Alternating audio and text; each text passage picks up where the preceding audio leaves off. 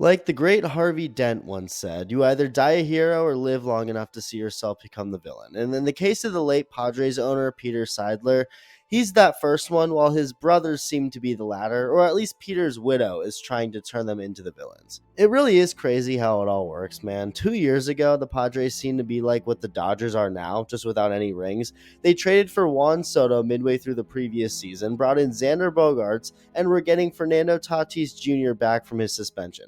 They were forming a super team, only to miss the postseason with said super team, with Peter Seidler soon passing after a battle with cancer.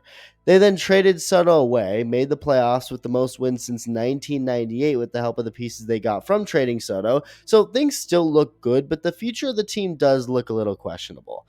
And now they're fighting from within. Peter Seidler's wife, Sheil Kamal Seidler, is going as far as to sue the franchise, and it looks ugly. The lawsuit includes many things, including accusations of racism and the brothers planning to relocate or sell the team. Really quick as always, if you're part of the 59% of viewers unsubscribed yet, go ahead and hit the button if you enjoy the videos, as it's not uncommon for family members to disagree over ownership of a team after the head of the ownership passes away.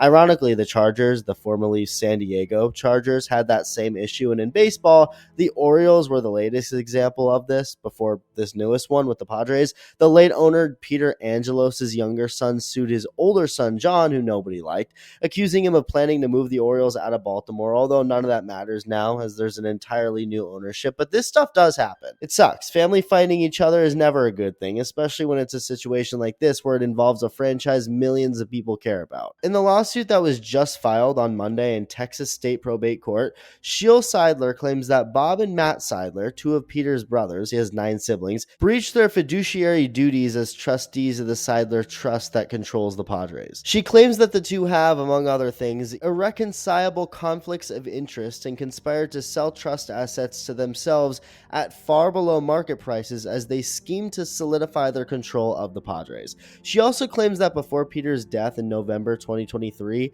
he had talked about his desire to have his wife be the team's control person, so the head of the ownership, followed by their children. It also claims that there's apparently a handwritten list Peter wrote and kept before his death that had Sheil at the top, followed by their 3 children before any of the brothers in terms of who takes control of the team. She says the brothers are trying to falsely cast themselves as Peter's true heirs, and that as the sole beneficiary of the trust, she should control the team. And this is where some of the alleged racist and even sexist stuff comes in. The lawsuit also alleges multiple racist, profane, and hateful communications directed at Sheil, who's a woman of Indian descent, in communications, made by Bob Seidler, one of Peter's brothers.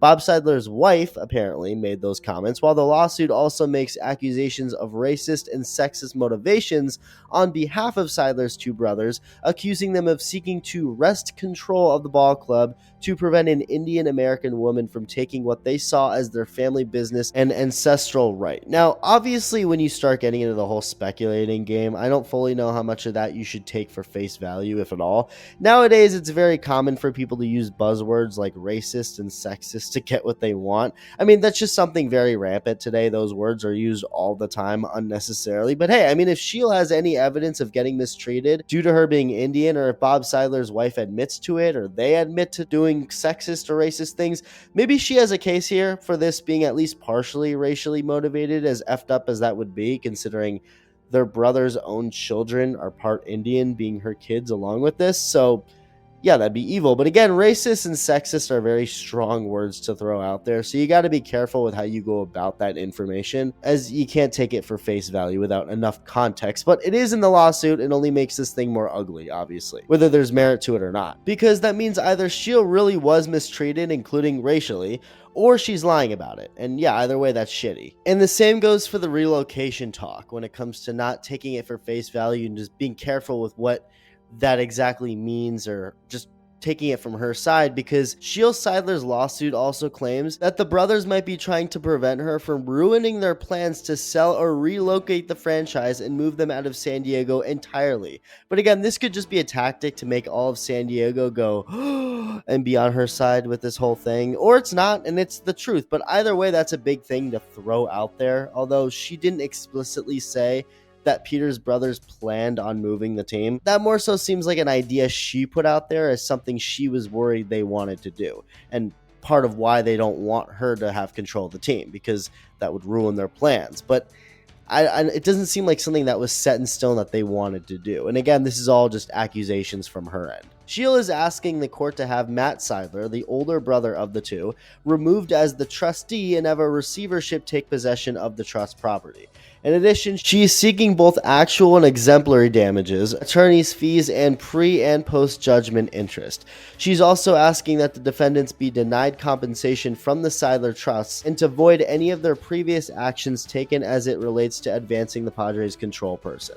So, the owner. According to the complaint, Peter Seidler's 4 brothers assured him on his deathbed that they would act for the benefit of Sheila Seidler and her children, and Sheila says in the complaint that the promise was shown to be hollow, as the lawsuit makes the accusation that since Peter's death, Sheila and her children have been quote-unquote effectively ostracized from the team. Bob and Matt have made clear that they are not welcome in the owner's box at Padres games and have informed team employees that Sheila is not an owner and shouldn't be interacting with current and prospective players. So she's basically accusing Seidler's brothers of attempting to take full control of the team at her expense since Peter's death, further pushing her away from any say or control with the team while mistreating her in the process. She also put out a public statement on the matter on Twitter/X. She said a lot, but she really made clear it was about Peter's legacy, to keep his vision for the team going. That was the overall theme that I got from it. It's all shitty, but remember, this is all coming from a one-sided point of view right now, Shield's point of view. Not saying she's wrong or right, just the simple fact that everything she's saying should be taken seriously, but it's also one-sided. So we don't know the full story, or at least the perspective of the people she's suing,